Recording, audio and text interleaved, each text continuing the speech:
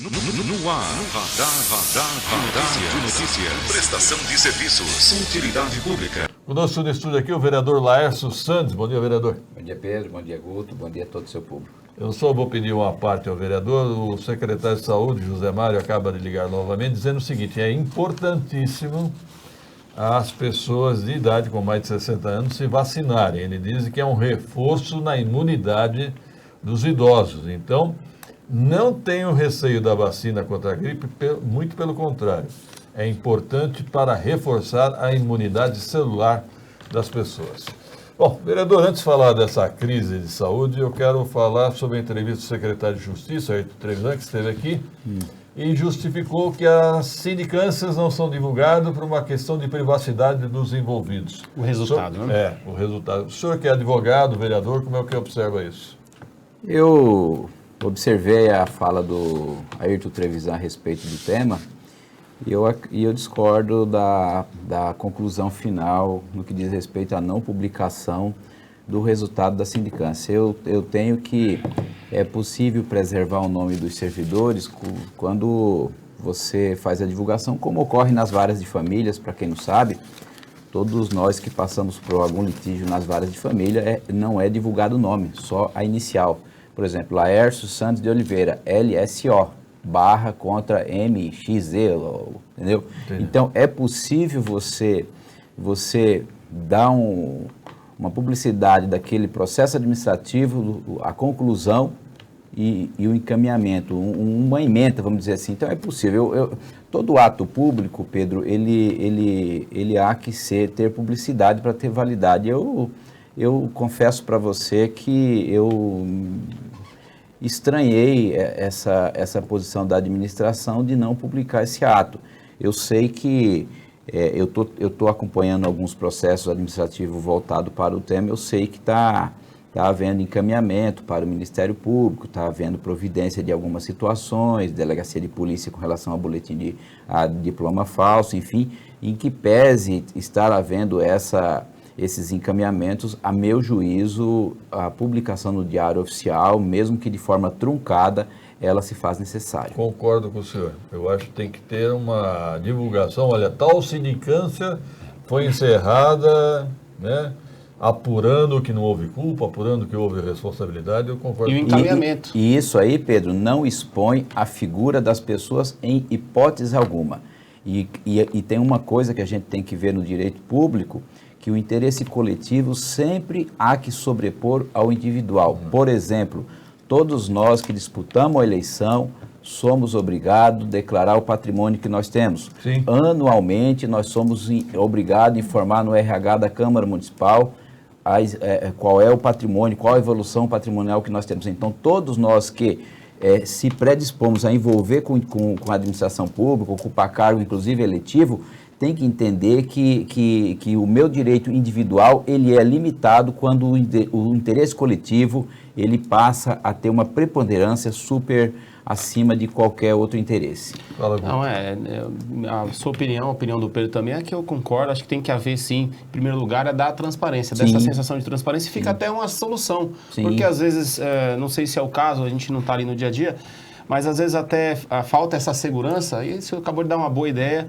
que acho que deveria ser adotada para esses procedimentos. Aliás, vereador, o senhor que é advogado, lá no site do TJ, você entra lá, põe uma senha de advogado, Sim. Você põe o nome da pessoa, vê todos os processos que ela tem e vê o resultado, às vezes, não é isso? Exato.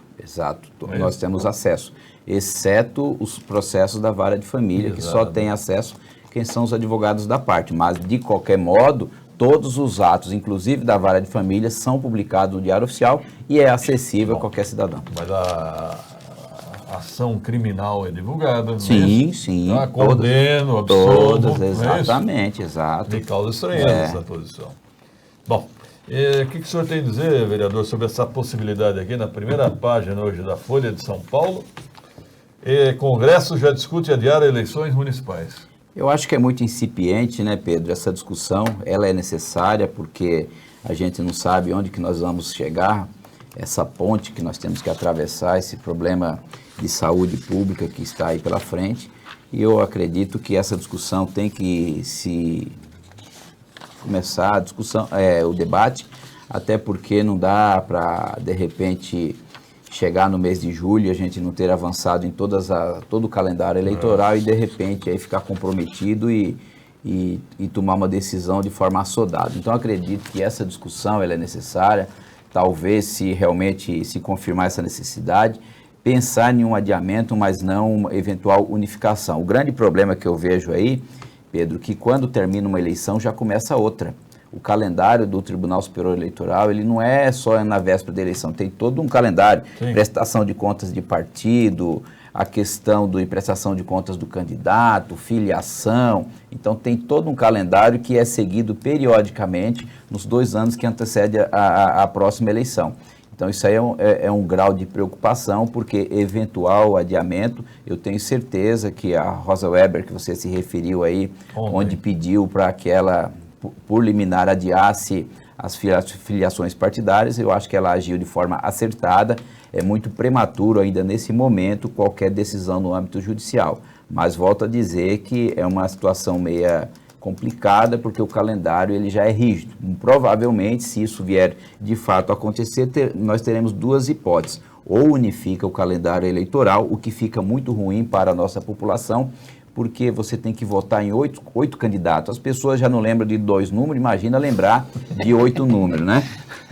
Ou outra hipótese aí seria reduzir o calendário que o tribunal tem para organizar a próxima eleição. Não temos outra saída, mas esperamos que nenhuma dessas hipóteses venha acontecer e que o nosso clima, que é um clima tropical, seja propício para não acontecer tal qual aconteceu na Europa, especificamente Itália, Portugal, Espanha e também na China. Né? Mas é prudente já ir se tratando sobre isso, deixando preparado caso seja essa alternativa, né?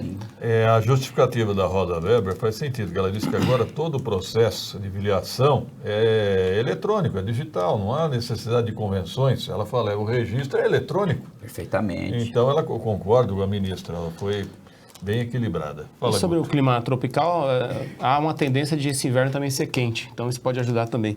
Bom, Pedro, tem chegado algumas colaborações, participações aqui pelos canais do WhatsApp, do Radar de Notícias.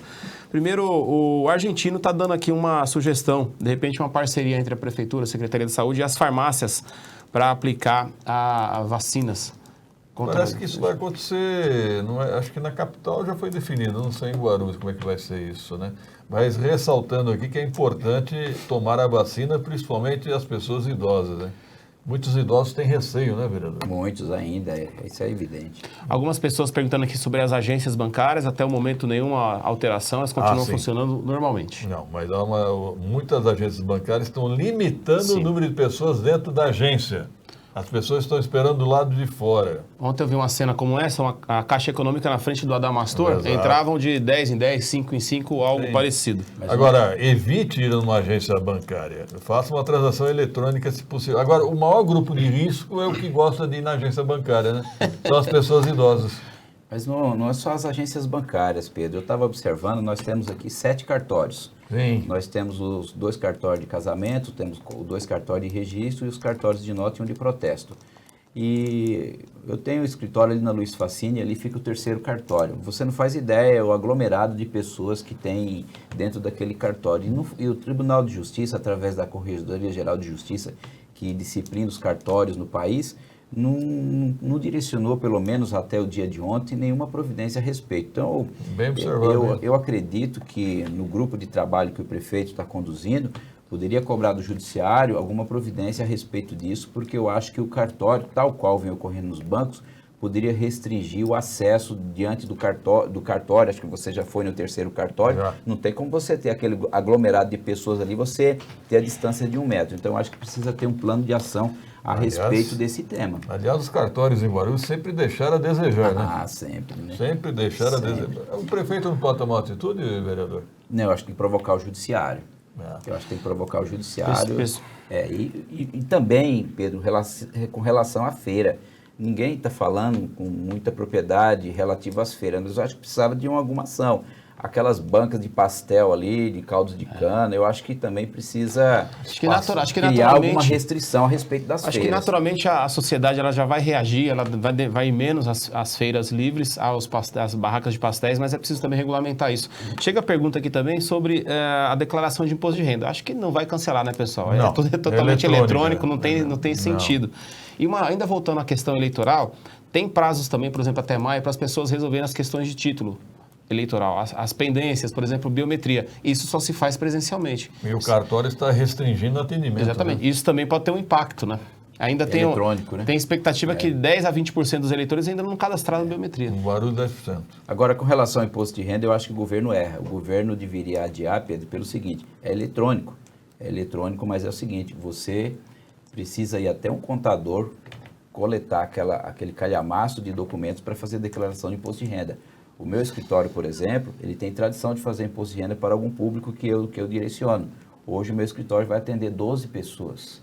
Então você imagina, e estou falando do meu escritório junto com um colega que me apoia. E assim outros profissionais da cidade também têm essa característica. E a maioria, ou boa parte desse pessoal que procura para fazer declaração de imposto de renda são pessoas idosas.